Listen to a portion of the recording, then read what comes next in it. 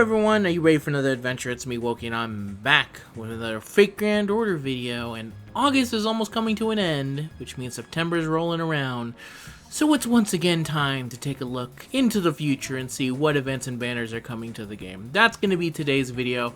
I hope you like it. If you do, feel free to leave a like, comment, and subscribe. Tell me what you're looking forward to next month, whatever it may be. What banner? I have a feeling for a lot of people. I know what I'm most excited for, which is I assume the same for everyone else. But if you have anything different, feel free to let me know. When we get to it, I'll definitely let you know which one I'm looking forward to, because it's the one I've been thinking about the most. And yeah, let's get started. So first, if you're a brand new player, how do we know what's going to be coming to the game? Are we using some kind of like fucked up data download? No. The game, the JP version of FGO is 2 years ahead of us, so it allows us to take a look and see what's coming to the game. It's not always one-to-one accurate, because as you can see here, this was their September. And this is not going to be happening for us just because Wandjina is first, but then you'll also see the other things here we got earlier. So this all has to stem with the idea, not with the idea, but because we have our anniversary before the JP version of the game, a lot of things get kind of screwed up and it results in a very weird schedule, which I'll have to talk about a little bit as we go through here. Okay, so that's the explanation if you're brand new to the game. So what is the current version of the game doing anyway? Just to do a quick look into seeing what things are currently going on. The Back to School campaign just started. The Pilgrimage Festival is still going on until at least September 5th. And the Ordeal called New Duties Unlock Part 2. Such a weird way of calling this, by the way. I say as someone who has to make YouTube videos and saying, this is a very big mouthful. Surely you could have found a better way of saying this, but it is what it is. Those are the current things going on. And the thing we are going to be getting first is going to be the Wandjina World Tour, which if you saw the last video of this last month, I thought Wandjina was going to be coming previous month. But then someone pointed out to me, is like, hey, that roadmap they released clearly says it's early September. And now we know for sure it is early September, because as you can see here, they already have the social media thing, and it looks like this thing goes until at least the 2nd of September, so very early September we're going to be getting Wandjina. So if you want to know a very quick, because I'm going to do a video talking about this in full detail, here's the very basics of it. Wandjina is a very simple style event. The new servant is going to be Wandjina.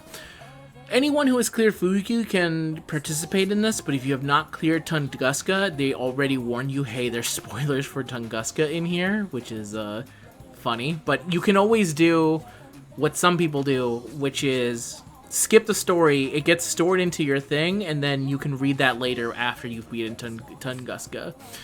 The schedule itself is pretty simple. This is a very simple event. All you need to do to unlock the free quest is wait a day.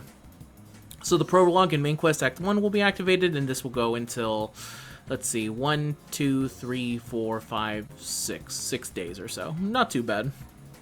In terms of the banners inside, we got a couple banners. We have the banner featuring Wandjina and Kriemhild, and then another one featuring Voyager and Yagyu Munenori. And then we have in the Summoning Campaign 2, Ozymandias, Cleopatra, and Nitocris Assassin, with Nitocris Assassin appearing with both of them. I didn't bring up the banners too often last time I talked about this, and I should, because Kriemhild is going to be featured with Wandjina, and Kriemhild is a very good story-locked unit, which is a pain in the ass to get more copies of. Funny enough, one of the things I'm going to be talking about pretty soon, the reason I've had trouble figuring out what to do for it is because I actually want to try and see if I can get more copies of Kriemhild here before I hard commit to the thing coming up. So this is going to be the first event that's going to be coming up, and if you are planning to summon for Wandjina, you can potentially get more Kriemhild, but if you're looking for Kriemhild, I guess you can try and get more copies of Kriemhild here and then also get Wandjina. Usually I feel like Kriemhild is next to questionable units, I feel, for the most part. She is very good. She is very good, but I always remember whenever she has a banner, I'm like, I really wish you just had a slightly better SSR, and since I'm interested in both of them, that will be pretty key. But yeah, that's the World Tour. That's going to be the first thing that shows up. And obviously, since this is September, we're going to have to look into October. So remember when I mentioned in the beginning of it that things are going to be a little bit wonky to talk about? This is what I mean. The reason is that Grail Front has already been confirmed to start mid-October. So that means I'm going to assume that 3000 Day Anniversary, Evocation Festival Part 5, and Ordeal Call Campaign are what's going to happen in September, with my assumption being that 3000 Day Anniversary, if you don't know, 3000 Days is actually coming on September 10th, so this will be first, and then Evocation Festival we save for maybe later in the month, which is funny because features two units that were here for Halloween, and I guess Shiki is kind of a Halloween unit. She's kind of spooky. I think she has ghosts and shit that she fights. And Ordeal Campaign can happen at any time, so let's take a look at Ordeal Campaign Part 3. First, I'll go in order of the Japanese ones, just because 3000 Day is a good one to end it on. So what is here during Ordeal Campaign Part 3? Pretty simple, just new Ordeal Call free quests and challenge quests, along with 2 permanent mission things. It's all very simple. Campaign Master missions, Arc 1 and 2, main quest 1/4 AP. This does not include Heinkyo, Trom, and main interludes. After this campaign ends, main quest for Arc 1 and Arc 2 will revert back to their permanent half AP. Very funny stuff.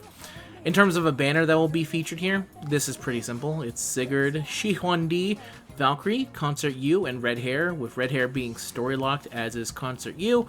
So if you're looking for either of them for whatever reason, if you're a huge Concert U fan, I guess this is your chance to get more Concert U. She will be next to Shihwandi and Red Hair, so if you're actually someone who's just trying to get a full collection of story locked units, and you're missing Shihwandi, I could see maybe summon for this. I don't see a reason to summon for Sigurd and Valkyrie ever, but again, things are a little bit weird now because we have the Grand System, so if you care about any of these units, you probably take the opportunity to get more copies of them, right? So banners end up becoming... I feel like after they introduced Grand, a lot more banners made a lot more sense for the people who are hyper dedicated to those characters and want them to just get stronger and prepare to get them level 120 or something like that. Or they're trying to get a copy of them because they're like, oh, you know what, this would be a great way to buff them. So it makes talking about units a little bit tough. And if you want to say, like, does that happen often enough? I had someone tell me that they specifically re-rolled to get MP5 level 120 Emiya Assassin so they can put them together with Irisville. You tell me that is next level dedication. I respect the hell out of that, playing like that. But if you want to tell me, like, how do you prepare for it, these are the kind of people that play Fake Grand Order. The hyper dedicated. They play for this reason. There's not only us who just go like, oh, what's good? There's some people playing this game on such a level that we can never hope to comprehend. We can only stare in awe. Like the guy who used to play called Gay for Edison. As I mention every single time I think of someone who was hyper dedicated to someone. Evocation Festival Part 5. This is likely also going to happen in October, I think. This is going to feature more dudes entering the Evocation shop, which are going to be Sass and Shiki. I believe both versions of Mecha Ellie, MK2, and the pink one, which I guess is just called Mecha Ellie-chan, and the other one's called Mark II Gray. And Gray. Gray's gonna be here too. I got a little confused because, like, Mecha Ellie Gray, yeah, she is Gray, but I don't remember that being her name, but no, I forgot. Gray's name is Gray. Along with all the things that always come here, which is a login bonus, which features a bunch of leaves, a bunch of Saint Quartz. Fujino's Triangle Quest will come back if you were not able to complete it before, and then will give you a single summon ticket. Limited time master missions, same as always, campaigns that focus around them, getting them more bond points damage boost for a brief time. 1/2 AP for the specific things that will buff them up, crazy style and stuff like that, 2 times grade and super suck chance, the basic thing that always comes with one of these festivals. Game updates though, this is exciting. Shiki, Saber, and Assassin are both getting buffed. This Saber buff is very nice. I remember when it dropped because I had to stop saying that Shiki was bad. And I think by that point, I think other Shiki fans had already told me, like, hey, don't be too mean to our girl. I think she's actually very good. And they also fixed her MP by this point, and I was like, okay, you know what? That is sick. And I think for us, they actually fixed her NP early, so she was actually a little bit better for us early. I'm pretty sure, anyway. If you're a Shiki fan, feel free to correct me. As always, I'm always open to anyone correcting me on anything I say, because I need to be able to be sure that I'm as up-to-date as possible. I don't mind it at all. There's nothing wrong with being wrong as long as you're willing to also learn to be correct. Unless you are specifically trying to tell me that it's not okay to say Jean instead of Jean. In which case, don't say anything. So yeah, both of them are going to be getting buffs, and there'll be a summoning campaign, which features Sashiki Saber, Semi-Yi Reigns, Osaka Hime, Fujino, Liz, and Hephaestion. With the pairings being obviously Shiki and Fujino, Hime and Liz, Reigns and Hephaestion. Basic combos and a bunch of their old CEs. That's right, Trick or Treatment is coming back. I was never able to get Max Limit Broken Trick or Treatment. I was able to get it for Dangerous Beast, but I was never able to get it Max Limit Breaking for Trick or Treatment. Is it worth getting it Max Limit Breaking? No, but sometimes you need to send a message in some points. And you can even get the Sprinter CE, everyone's favorite Sprinter CE. So yeah, if you're missing any of those, I guess that's also something to take note of. And then the last thing, because this is, again, a very simple month. It's not that hard to talk about, in all honesty. It's amazing that I was able to find anything to talk about. 3,000 Day Anniversary, which originally on the JP side of the game happened on October 15, and will happen to us on September 10, because that is when 300 days, the 3,000 days happens, because our original 900 days happened in, what is it, June? Yes, June. Here it is, June 2nd, and then 100 days from June 2nd is September 10th. I'm pretty sure. Let me go into the Google real quick and see it again. 100 days from June 2nd. Yep, September 10th. Ooh, fun times. And what will be included in the 3,000 day anniversary is going to be, hopefully, a retweet campaign. I won't spend too much time on the specific amounts of the stuff like this, just because I'm not sure that they'll change it, but I'm almost pretty positive they'll keep this exact amount. It's going to be 30 St. Quartz for a Twitter post. For logging in, 10 St. Quartz as always whenever we reach 100 days. There'll be a special login campaign bonus where we'll be able to get some teapots, some golden apples, and then on the 7th day, get a summon ticket, a limited time comeback login bonus. So if you left, and you left after your previous login bonus comeback bonus left, and you can come back, I guess, and get 30 St. Quartz. But you have to have not logged in for a month, so likely no, you won't be able to get this, so don't worry about it. A mission list that will feature... Oh, wait, this is important to talk about first. So, for this, we have an SR Selector ticket, which is 3,000 Anniversary Limited Time SR Server Selector info.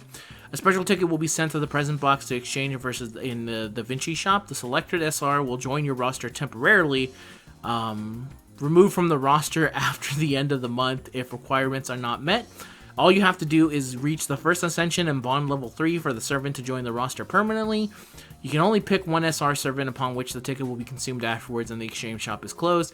If you're asking, hey, is this unreasonable? No, they're basically saying we want you to actually play the fucking game. If you want to keep this stupid SR, if you are somehow not able in a single month to get this unit first Ascension and Bond level 3, you never wanted them. I'll say that right now. You never wanted them. Why the fuck did you select them if you were never going to Bond level them up or do anything like that?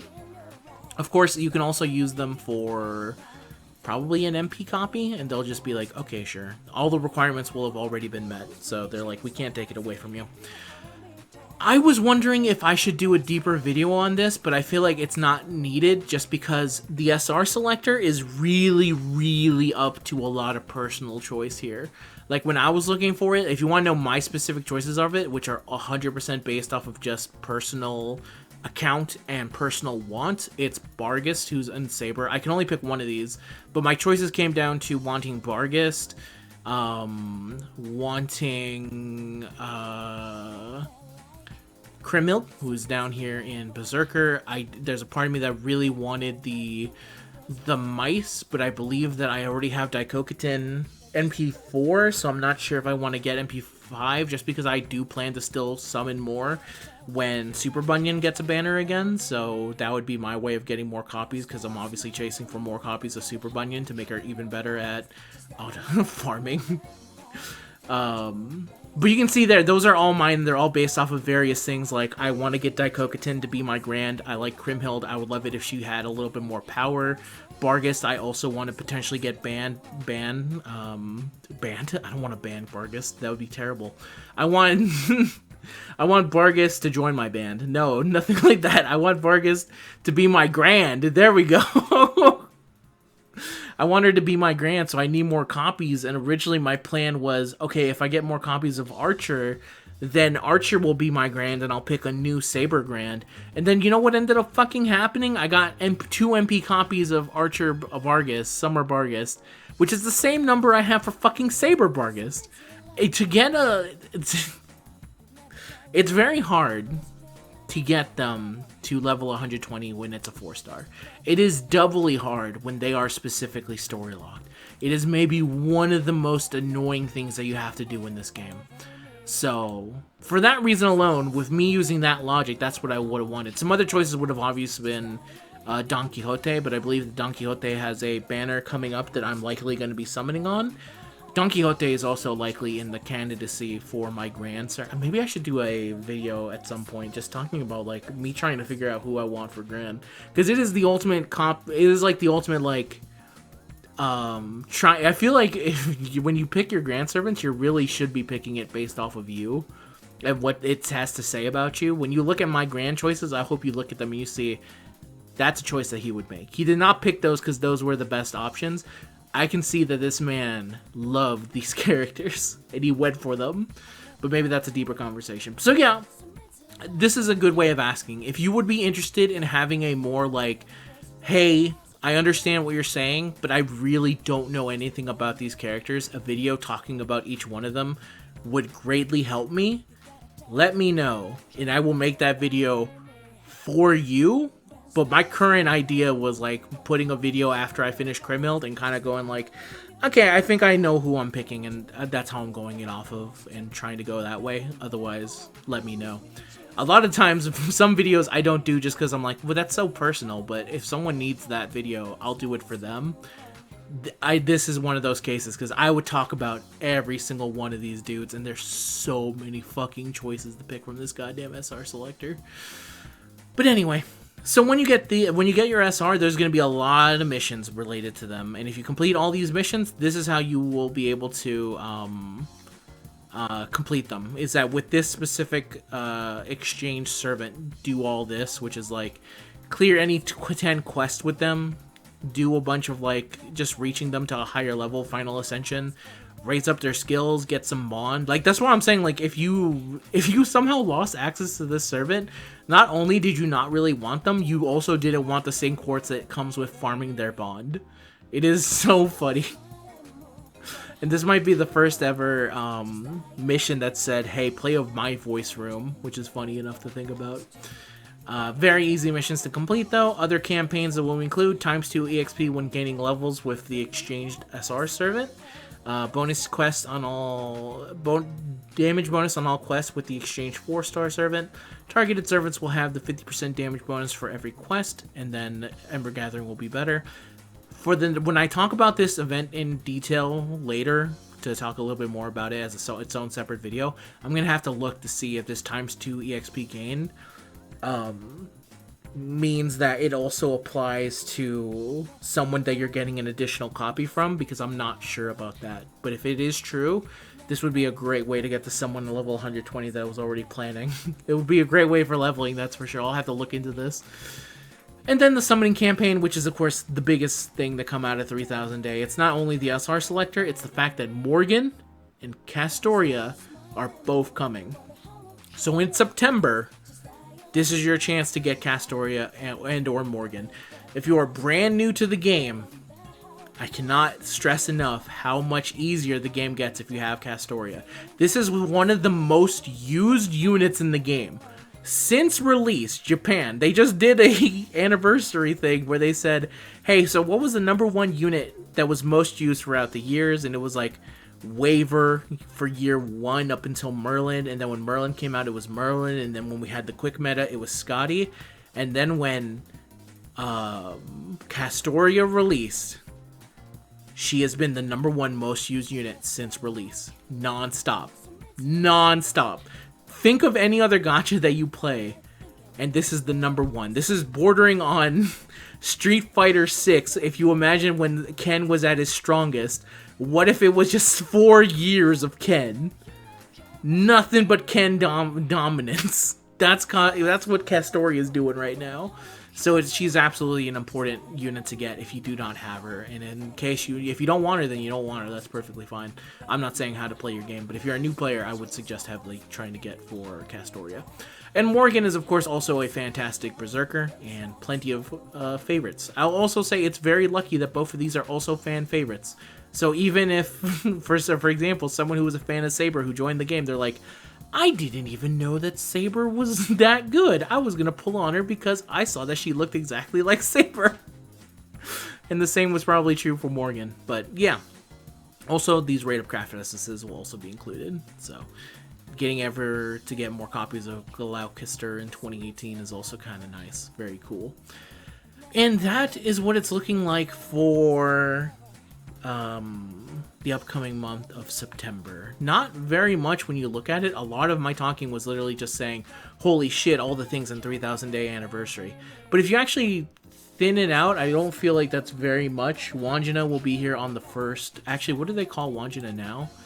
The Great Spirits World Tour. Okay, fair enough. That will be on the 1st week of September, and then next week on the 10th will be 3000 day anniversary, and then the week after that it will be maybe Evocation Festival. No, it would probably be Ordeal Call Campaign, and then the week after that Evocation Festival, and then after that I don't know, because as you can see here, like, they said this is mid-October.